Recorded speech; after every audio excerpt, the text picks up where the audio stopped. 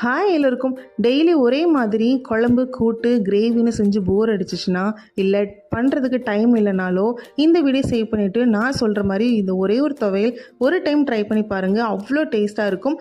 எந்த சைட் டிஷ்ஷும் தேவையில்லை. ரைஸ் கூட அட்டகாசமாக இருக்கும். ஃபஸ்ட் இது பண்ணுறதுக்கு ஒரு கப்பு வேர்க்கடலை எடுத்திருக்கேன். அதை நல்லா ரோஸ்ட் பண்ணிக்கலாம்.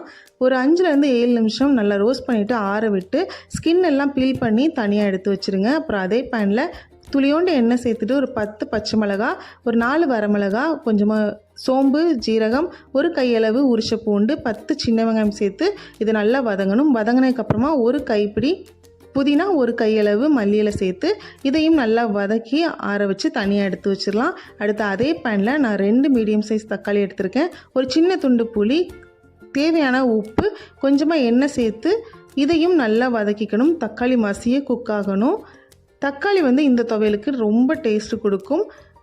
இந்த அளவுக்கு வெந்ததுக்கு அப்புறமா கொஞ்சமாக பெருங்காயத்தூள் சேர்த்து நல்லா கலந்து விட்டு இதையும் தனியாக ஆற வச்சுக்கணும். இப்போ ஒரு மிக்சர் ஜாரில் நம்ம ஃபஸ்ட்டு வதக்குனதையும் அடுத்து வேர்க்கடலையும் சேர்த்து தண்ணி ஊற்றி நல்லா அரைச்சிக்கணும். அதுக்கப்புறமா நீங்கள் தக்காளி சேர்த்து அரைச்சா கரெக்டான கன்சிஸ்டன்சியில் கிடைக்கும். இந்த அளவுக்கு திக்காக இருக்கணும் துவையல். இதுக்கு ஒரு தாளிப்பு கொடுக்கணும். அதுக்கு எண்ணெய், கடுகு, ஜீரகம், கருவேப்பிலை, ஒரு 3 வரமிளகா, கொஞ்சமாக பெருங்காயத்தூள் சேர்த்து நல்லா தாளித்து கொட்டி மிக்ஸ் பண்ணிட்டோன்னா செம்ம டேஸ்டான ஒரு வேர்க்கடலை துவையல் ரெடி ஆயிடுச்சு. இது சப்பாத்தி, ரைஸ் கூட செம்மையாக இருக்கும். இட்லி தோசைக்கும் சூப்பரான combination. But must try rice கூடன்னு சொல்லுவேன். அவ்வளோ டேஸ்ட்டாக இருக்கும். கிட்ஸ் கூட விரும்பி சாப்பிடுவாங்க. சைட் டிஷ்ஷே தேவையில்லை. குழம்புலாம் செய்கிறதுக்கு டைம் இல்லைன்னா சட்டுன்னு செஞ்சிடலாம். வீடியோ பிடிச்சிருந்தா லைக் பண்ணுங்கள். தேங்க்யூ.